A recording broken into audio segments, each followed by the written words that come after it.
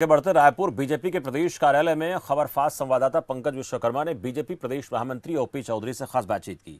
बता दें कि ओपी चौधरी रायपुर बस्तर संभाग के धुर नक्सल जिले दंतेवाड़ा समेत कई जिलों में बतौर कलेक्टर काम कर चुके हैं और वर्तमान में छत्तीसगढ़ में विधानसभा चुनाव 2023 के लिए महत्वपूर्ण जिम्मेदारियां सौंपी गई हैं। हमारे साथ है भारतीय जनता पार्टी के महामंत्री ओपी चौधरी जी, पूर्व आईएएस। आइए चर्चा करें। ओपी जी, आपका स्वागत है। जी धन्यवाद। ओपी जी, आप लगातार भूपेश सरकार के माफिया राज पर हमला कर रहे हैं, कई आरोप लगा रहे हैं। जी, छत्तीसगढ़ में जब से कांग्रेस सरकार आई है पूरी तरह से माफियाओं का राज हो गया है। रेत में माफिया, सीमेंट में माफिया, कोयला में माफिया, शराब में माफिया, पीएससी में माफिया, व्यापम में माफिया, भर्ती में माफिया, रोजगार में माफिया, गोबर में माफिया, गोठान में माफिया, हर जगह माफिया राज इन्होंने स्थापित किया है। आज हम उसको विपक्ष धर्म निभाते हुए लगातार जनता जनार्दन के बीच सामने रखने का काम कर रहे हैं। ये लोग छत्तीसगढ़ को लूट करके, छत्तीसगढ़ को गांधी परिवार का एटीएम बना करके लगातार पैसे को गांधी परिवार को पहुंचाने का काम कर रहे हैं। विपक्ष धर्म हमारा बनता है कि इस संबंध में हम लगातार आवाज़ उठाएं और वही आवाज़ हम उठा रहे हैं। प्रदेश में कानून व्यवस्था लगातार गिर रही है। अभी 2 घंटे पहले ही रायगढ़ में एक बड़ी डकैती को अंजाम दिया गया है। देखिए, ये पूरा पैसा लूट लूट करके गांधी परिवार को पहुंचा रहे हैं। इनके सभी माफिया राज से पैसा इनका पूरा नहीं हो पा रहा होगा, तो अभी पैसा कम पड़ रहा होगा, तो कुछ डकैतों को भी ढील रखा है। इसी तरह के हालात पूरे छत्तीसगढ़ में बना के रखे हैं। नेशनल क्राइम रिकॉर्ड ब्यूरो जो एनसीआरबी होता है, उसके डेटा आप उठाकर देख लीजिए। छत्तीसगढ़ में क्राइम के हालात बहुत ख़राब हो चुके हैं, चाहे वो माइनर के अगेंस्ट क्राइम हो, चाहे एसटी के अगेंस्ट हो, एससी के अगेंस्ट हो, महिलाओं के अगेंस्ट हो, सभी तरह की घटनाएं हो रही हैं। अभी चंद दिनों पहले शायद शिक्षक दिवस का ही दिन था, उस दिन गैंग रेप की घटना सामने आई। पहाड़ी कोरबा समुदाय के लोगों की हत्या और रेप के मामले लगातार सामने आए हैं, जो राष्ट्रपति जी के दत्तक पुत्र माने जाते हैं। और हर वर्ग के साथ हर जगह खुलेआम रायपुर को, राजधानी रायपुर को चाकूपुर में बदल देने का काम कर रहे हैं। सब जगह कानून व्यवस्था ध्वस्त है, क्योंकि पुलिस से इनको पैसा उगाना है।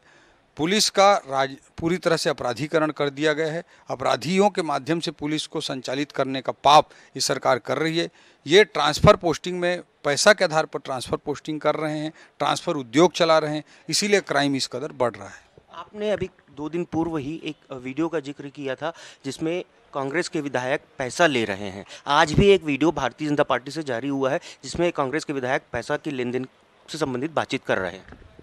देखिए, वीडियो सामने आया है, सोशल मीडिया में वायरल हुआ है, और जिस तरह से नोटों की गड्डी दिख रही है वो बहुत ही संदेहास्पद और आपत्तिजनक है।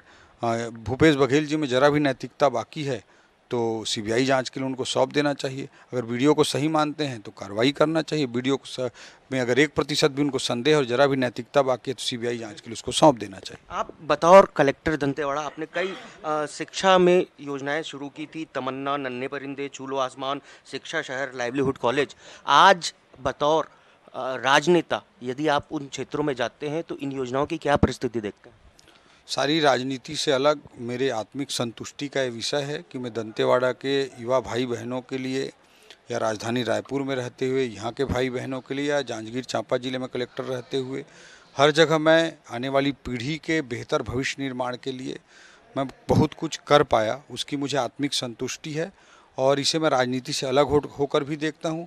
और मेरा दृढ़ विश्वास है कि किसी भी क्षेत्र को, किसी भी जिला को, किसी भी राज्य को अगर आगे बढ़ाना है तो शिक्षा उसकी रीढ़ होती है। कोई भी व्यक्ति, कोई भी राज्य, कोई भी जिला, कोई भी समाज अगर अपने जीवन में बड़ा परिवर्तन लाना चाहता है, बड़ी छलांग लगाना चाहता है, तो शिक्षा उसके लिए सर्वश्रेष्ठ माध्यम होता है। मैंने अपने खुद के जीवन में जो परिवर्तन आया, एक छोटे से गांव से निकल करके, वो शिक्षा के माध्यम से ही आया। इसलिए मैं जहां भी रहता हूं मेरी कोशिश रहती है कि शिक्षा को सर्वोच्च प्राथमिकता के साथ आगे बढ़ाया जाए। दंतेवाड़ा में चाहे छूलो आसमान हो, नन्हे परिंदे हो, पोटा केबिन हो, एजुकेशन सिटी हो, लाइवलीहुड कॉलेज हो, ये सारे प्रोजेक्ट मेरे दिल के बहुत करीब रहे हैं।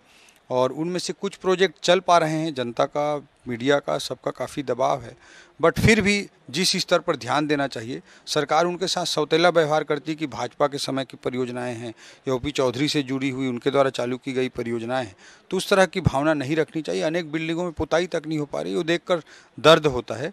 इन सब से ऊपर उठकर, राजनीति और पार्टी से ऊपर उठकर कांग्रेस की सरकार को इन प्रोजेक्ट्स को आगे बढ़ाने का। एक एजुकेशन सिटी क्या, छत्तीसगढ़ में 100 एजुकेशन सिटी बननी चाहिए। एक छू लो आसमान, एक नन्हे परिंदे प्रोजेक्ट नहीं, 100 ऐसे जगह चालू होना चाहिए। कांग्रेस की सरकार को इस सकारात्मक मानसिकता के साथ शिक्षा के संबंध में काम करना चाहिए। क्या एडमिनिस्ट्रेटिव सर्विस छोड़ने का अब मलाल होता है? मैं किसी भी चीज़ को, कोई भी निर्णय बड़ा सोच समझ कर करता हूँ और लोकतंत्र में प्रशासनिक भूमिका में अच्छे से मैं काम किया और अब राजनीतिक भूमिका का निर्वहन करते हुए मैं संतुष्ट हूँ। जनता जनार्दन ने विपक्ष की जिम्मेदारी हमारी पार्टी को दी है। विपक्ष के दायित्व को, विपक्ष के धर्म को मैं बखूबी निभाने का प्रयास कर रहा हूँ। जैसे मैं प्रशासन में अपनी निष्ठा के साथ अपना 100% देते हुए काम किया, राजनीति में भी ये जारी है और आगे जारी रहेगा। धन्यवाद ओपी जी। हमारे साथ थे भारतीय जनता पार्टी के महामंत्री ओपी चौधरी, पूर्व आईएएस। मैं पंकज विश्वकर्मा, खबर फास्ट के लिए साथी कैमरामैन गोविंदा सोनकर के साथ।